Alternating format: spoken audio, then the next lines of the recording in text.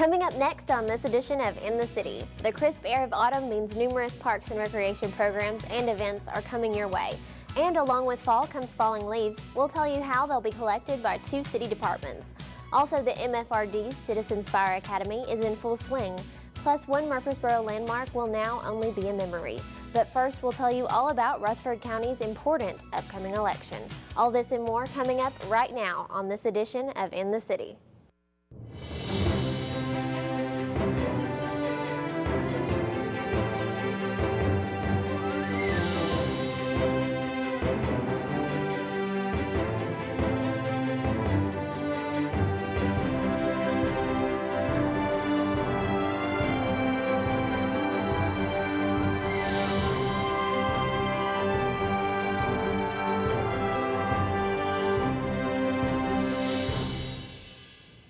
Welcome to another edition of In the City, your source for what's happening right here in the city of Murfreesboro. I'm Callie Durham. Rutherford County and its municipalities have a very important general election coming up on November 4th. The newly hired Rutherford County Administrator of Elections tells us more about the important local and state issues facing Rutherford County voters. I'm Alan Farley. I'm the Administrator of Elections for Rutherford County Election Commission, and I'm a lifelong resident of Murfreesboro, Rutherford County. Product of Mitchell Nilsson Elementary and Oakland High School and Hinton MTSU. So this is Rutherford County. Murfreesboro is my home. History, government is very important, and so that's something that I've always encouraged others to be involved in, and my own children to be involved in. But it's one of those things that if you don't participate, you can't change the direction or keep our government on the right track if it is on the right track.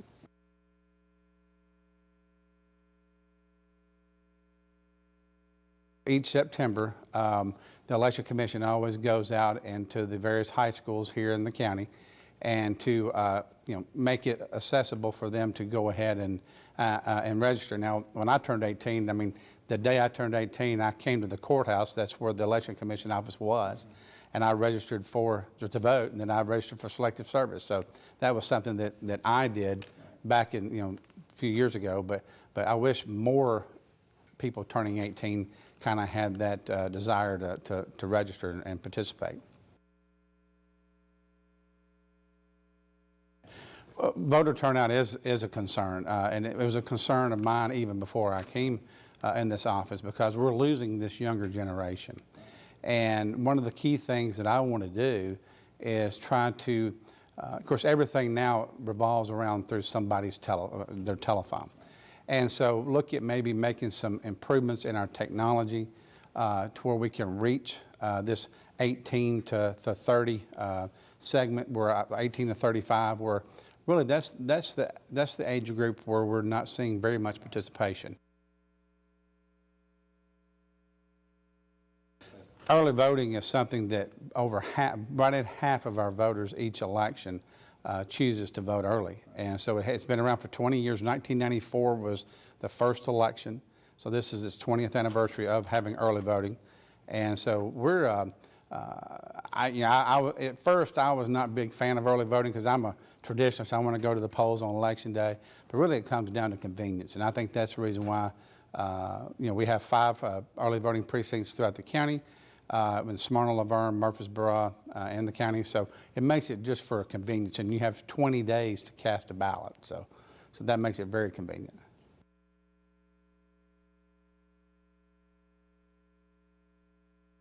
In Murfreesboro, of course, you have the governor, then the U.S. Senate, and then you have the congressional election, and then we have state house races that represent us in Nashville. We also have a state Senate race. It's uncontested. But also the 2 big things municipal-wise is you have the vacancy on the council, and then you have wine and grocery referendum. So that is a referendum that's asking, do you support wine? You can purchase wine in the grocery stores. So that's something that is a petition. Enough signatures had to be collected for that. Registered voters, and so they met that requirement, And so that's on the ballot in November also. There's 4 state constitutional amendments. One of them is dealing with the abortion issue. The second one is dealing with our court, state Supreme Court, and our appellate judges and how they're appointed and how they're retained. The third one is dealing with the state income tax, whether there should be language in the Constitution opposing a state income tax. And then the fourth one is involving the lottery. Those are the 4 key issues that are being addressed that's requiring the state constitution to be amended. Our state constitution has been around since 1796, so it's been around for a long time, and it's only been amended just a very few times. So this is something that's important. Those are really 4 very passionate issues. So I'm sure there's going to be quite a bit of involvement on both sides of that. But one thing I would encourage people is you can go to www.rutherfordcountytn.gov/elections, and you can look at the sample ballot, because the language, and when you read the constitutional amendment, it's written in constitutional amendment language. So it is somewhat difficult to really follow, which yes or which no fits your position. So I do encourage people to read those beforehand. That way they can get a good understanding of what the question is, and cast their vote and how they feel about that issue. Early voting starts October the 15th through October the 30th.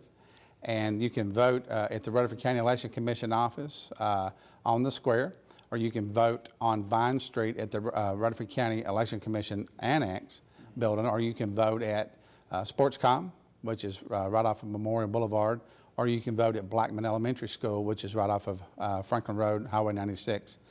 So all sections of the city are pretty well represented, close proximity to an early voting site.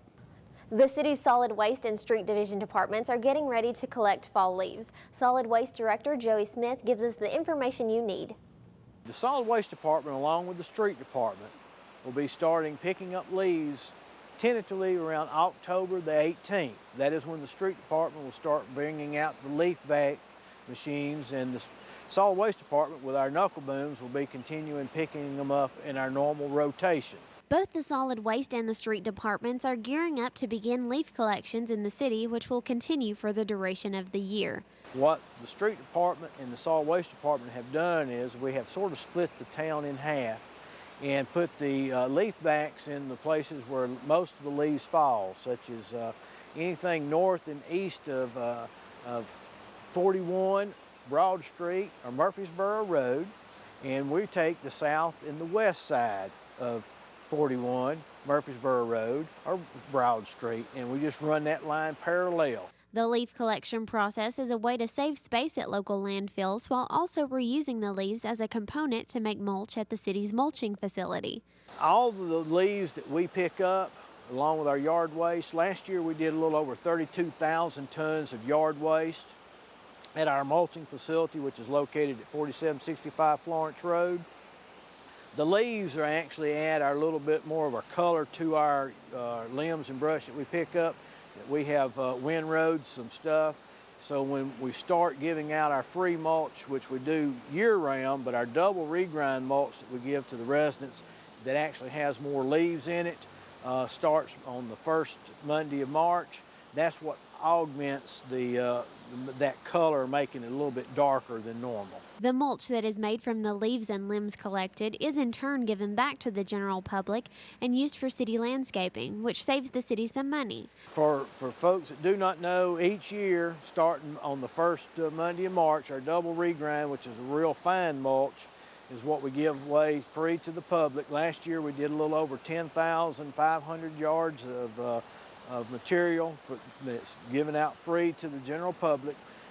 Some of what you'll be seeing of it will be taken, we set some aside for the city departments to use.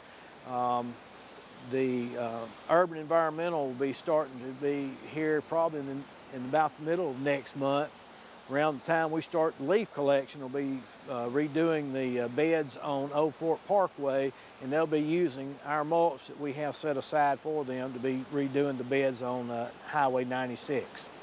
In order to efficiently cover the entire city, the street department and solid waste department work on one section of the city at a time, but both plan to cover each neighborhood at least 3 times during the collection program. Residents can place the leaves out at the curb, either loose or in biodegradable paper bags. And we ask that when you put them out at the curb loose, don't string them out 30 or 40 feet. If you can, just place them in a big pile. It makes it a lot easier for people to pick up. Here are a few tips to remember. Make sure you rake your leaves curbside as soon as possible. Also make sure that they are in rows not exceeding 2 feet high or 2 feet deep. Do not place your leaves more than 5 feet away from the curb, and do not block storm drain inlets or place leaves in the road. Also, do not mix in any tree limbs, stumps, metal, lumber, or any other kind of debris with your leaves. For more information, you can contact the Murfreesboro Street Department at 615-893-4380 or call the Solid Waste Department at 615-893-3681. Well, autumn is a great time of year to be outside, and Murfreesboro's Parks and Recreation Department is making sure it's a fun-packed fall season. This fall, Parks and Rec is very busy. October is a big month. We have the Murfreesboro Half Marathon, we have a Spooky Splash, we have McFadden Fall Fest, we have the Barfield Bash, which has the Haunted Hayride, Not So Haunted Hayride, Carnival, we have Harvest Days, hayrides, trick-or-treating. There's lots of fun events going on for the month of October. The Murfreesboro Half Marathon is Saturday, October 11th, and it starts at MTSU, and information is available on the Middle Half website. Then we have the McFadden Fall Fest, which will be Thursday, October 16th, and that will be from 5 to 8 p.m. Come on out and check out the newly renovated facility. They will have t-shirt walks, carnival games, a haunted hallway, free food, DJs. It'll be a great time, and it's free to attend from 5 to 8 that day. Then we have the Spooky Splash, which is Friday, October 17th, and that is from 6 p.m. to 10 p.m. at the Patterson Park Indoor Pool. And that's a great time for youth to come out and just enjoy the pool, do some fun Halloween activities, tie-dye a t-shirt. I believe they usually have pizza. If you decide to come to the Spooky Splash, we encourage pre-registering, and you can do that at 893-7439 or stop in at Patterson. It is $7 if you show up that day, but if you pre-register, it is $5. The Barfield Bash, we start Wednesday, October 22nd with Old Scream Road, which we call Murfreesboro's scariest haunted hayride, and that runs October 22nd through the 25th. And it's just a great time for everybody to come on out and go on a scary haunted hayride, and it is $5 per person. Then on Friday and Saturday, October 24th and 25th, we add in the Not So Haunted Trail, which is based on the book Counting Down to Fall.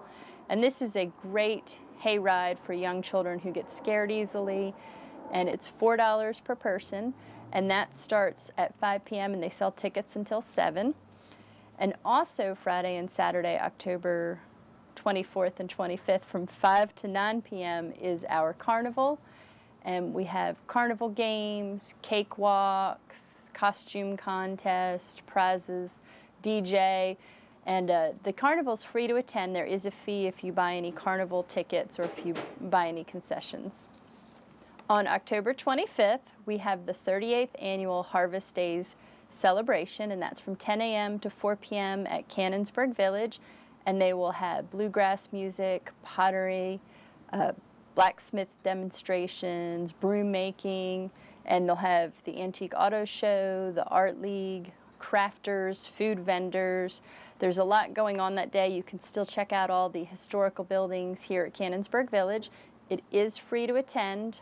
On Friday, October 31st, we have trick-or-treating at the Fall Celebration and Hayride at Cannonsburg. There'll be a variety of activities for family to participate while they stroll through Cannonsburg Village. It's $2 per person if they're going to be trick-or-treating through the village, and that is from 2 p.m. to 5 p.m. on Friday, October 31st. New this year for fall break, we have Fall Break Fun Week, and that is at the Wilderness Station Tuesday through Friday, October 7th through 10th. We'll have all kinds of different activities, and we have themes each day. For more information on all of our programs, you can contact the main office at 615-890-5333, or you can look us up online at www.murfreesborotn.gov/parks. We also have the Rec Connection Program Guide, which may be downloaded on our website as well. Ever wanted to venture inside the everyday life of a firefighter, or maybe just learn more about emergency safety procedures? Then the Citizens Fire Academy could be a great opportunity for you. The 2014 Citizens Fire Academy is now underway as the Murfreesboro Fire and Rescue Department provides a unique opportunity for citizens to experience what firefighters do on a daily basis while also learning about the new rescue services that the department provides. It allows you to do so many different things. Of course, a lot of people, we do extrication. Of course, we do, give them insight on a little bit of firefighting. We allow them to get access to hoses and actually spray water, fire streams. Like I said a while ago, they get access to climate air if they want to. Also, we show them some of the medical stuff that we do. Let them look at their medical bags. This particular year, back in July, we actually started doing BLS for the Citizen Murphy, which is basic life support. We was a first responder. Now we went to another level of care to better enhance the medical side for our citizens. So it's an exciting time that people come in here and get to see different faces of our department. The Citizens Fire Academy gives a small group of area residents the opportunity to view and participate in activities and services provided by the Murfreesboro Fire and Rescue Department. That's a great opportunity. I wish more people would sign up for it. It gives you an opportunity to see a lot of stuff that goes on within the city. Academy participants will receive an insider's view of MFRD operations like riding on a fire engine. They also visit the 911 Emergency Response Dispatch Center and have the opportunity to dress out in full firefighting gear. Students will also become more familiar with fire safety and its importance. I have learned that it's important to take a personal inventory in your own home and things even that you know that you shouldn't do. There's still other things that you don't think about that take place every single day, and you need to take a look at it and see what you need to change for safety. If they can face a fear of heights, then climbing a 60-foot aerial ladder should be no problem. Students will also have the opportunity to use extrication equipment, venture out on a victim search and rescue using GPS, and many other activities. Students are learning that there is a lot more that goes into the job other than simply fighting fires. These men and women who risk their lives for us every day of the week, every day of the year, have very, very important roles, not only in fire and rescue, but in community service as a whole. There are other things that they do in the community that a lot of citizens aren't even aware of. The MFRD now provides more life-saving services as many firefighters are equipped with emergency medical training. In my estimation, my family owes a debt of gratitude that we can't repay.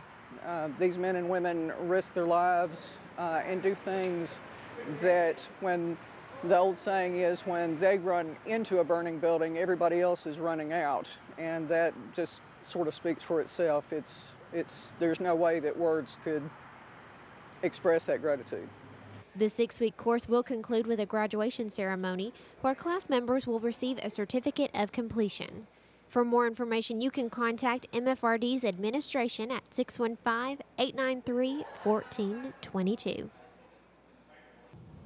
Built in 1829 to power the Browns Grist Mill, Browns Mill Dam off Browns Mill Road has been operating for centuries. The mill was operational until 1978, and in 1981 the city of Murfreesboro purchased the site for an emergency water supply. In 1991, while undergoing restoration, the mill collapsed into the river, and in 2002 the Browns Mill site was removed from the National Register of Historic Places. Because dams can threaten water quality and the health of mussels and fish, it was decided that the dam had to be removed this September. The removal also means the river will now be safer to use for recreational water sports. While the area is owned by the city of Murfreesboro, the Tennessee Wildlife Resource Agency performed the removal. The Murfreesboro Fire and Rescue Department have several trained child safety seat technicians that are ready to help educate citizens on the proper installation of child seats. This is a Child Passenger Safety Week, So we've joined with Vanderbilt Children's Hospital to do a car seat checkpoint here in Murfreesboro. We're at Station 9 on Cason Lane. And what we're doing is just requesting the public to come by, let us check the car seats to make sure they're installed properly. What we did with Vanderbilt Children's Hospital is they're kind of the Middle Tennessee representative for the child safety seat area. We actually partnered with East Tennessee Children's Hospital to get all our people certified. But with Vanderbilt being the local hospital, we teamed up with them as well to bring them down, let them meet our people, get them, visible in the area. It's not just Murfreesboro Fire. Vanderbilt Children's Hospital is in this with us. I've worked with Carl before in some car seat checkup events because we try to organize and host as many car seat events in the community as we can.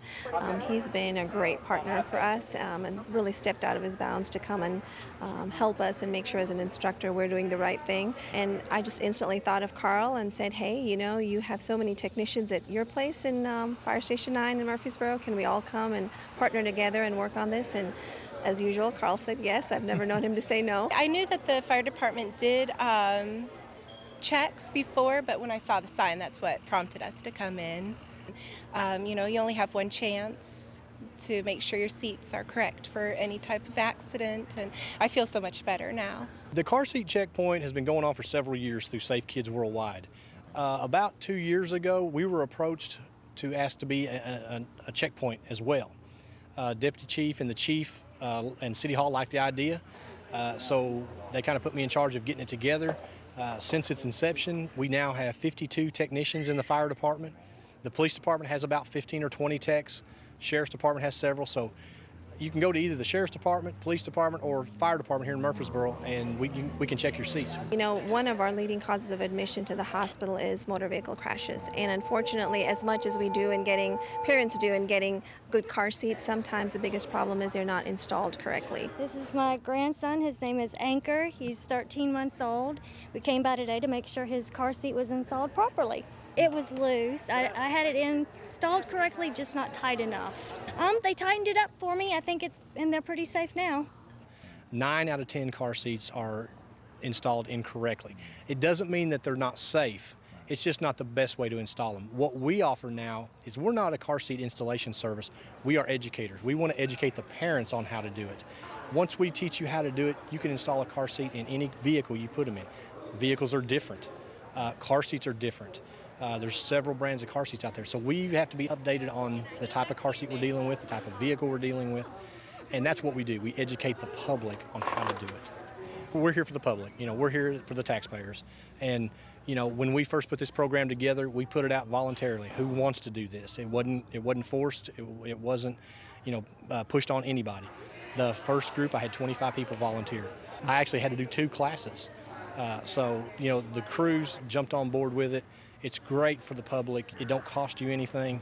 If somebody comes in and they have a seat that's out of date and they can't afford to purchase one, we've got seats available to give them. We've got a grant through the health department to do that.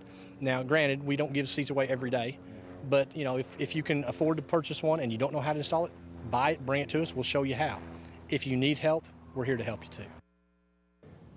Heritage Month is an opportunity to pay tribute to the city's history, which means holding many different events and activities to commemorate Murfreesboro's historic past.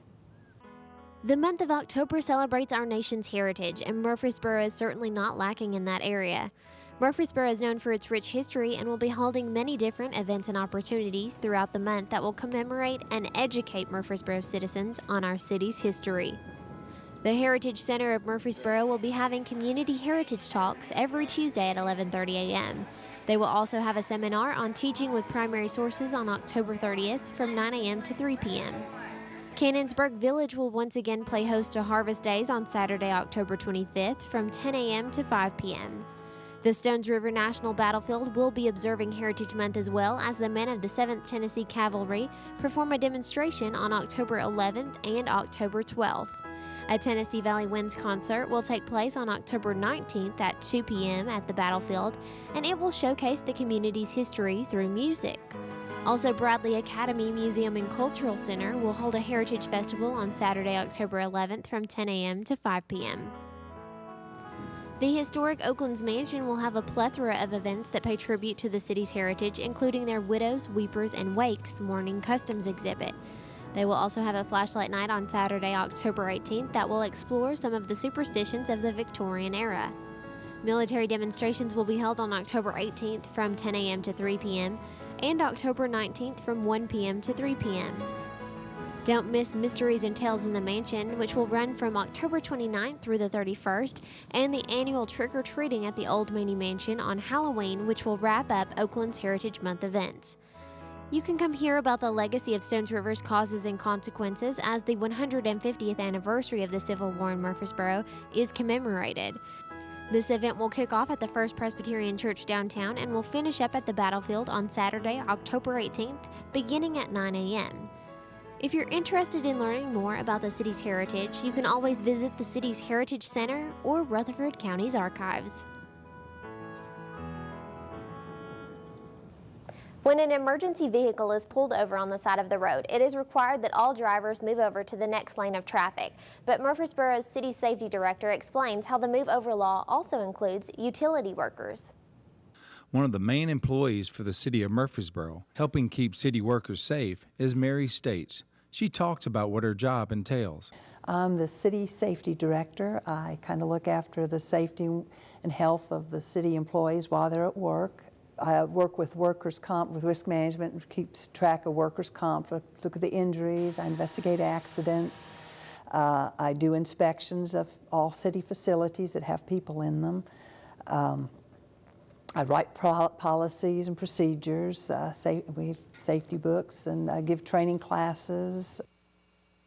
The Move Over Law is one of the newer additions to Tennessee state law. Currently, every state has some sort of stipulation in its code about the requirement to move over or slow down substantially when a stopped emergency response vehicle is on the side of the road. A recent addition to the state law adds other utility workers that need to be on the road or in the city's right-of-way. Mary explains some of the city departments that have been added to the Move Over Law. It will include our Murfreesboro Electric, our water and sewer department, our street department. Not only do they do things in the road, they do things alongside the road and in the medians. Also our urban environmental department does a lot of maintenance and landscaping in the medians along the road.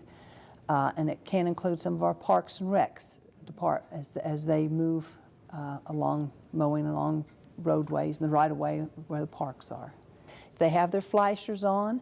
The street department mowers, the riding mowers have flashers on them. Whenever you see that flasher, that's the same as if it's an emergency vehicle and they do need to pull over and slow down. We train our employees that work in the roadway or within the right-of-way in manual uniform traffic code devices, if they're going to stay there. If they're moving, then all they have to have is the flashing strobe lights and everything.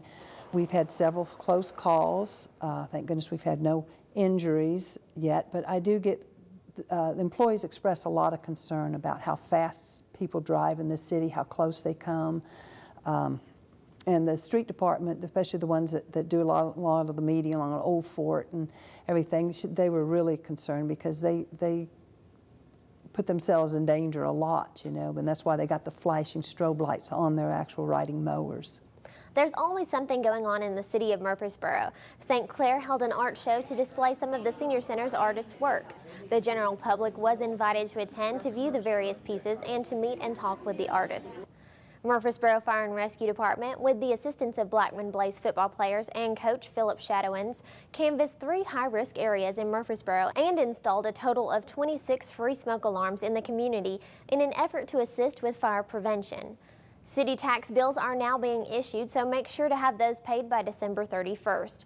City TV's own John Padgett has been awarded the 3 CMA Savvy TV and Video National Award for his promotional video of the Discovery Center. Way to go, John. Well, that's it for this edition of In the City. For more information about the city of Murfreesboro, head on over to our website at murfreesborotn.gov. And if you want to watch a specific story you've seen today or catch up on some of the latest city news, you can always visit the City of Murfreesboro's YouTube channel. I'm Callie Durham. Until next time, we look forward to seeing you in the city.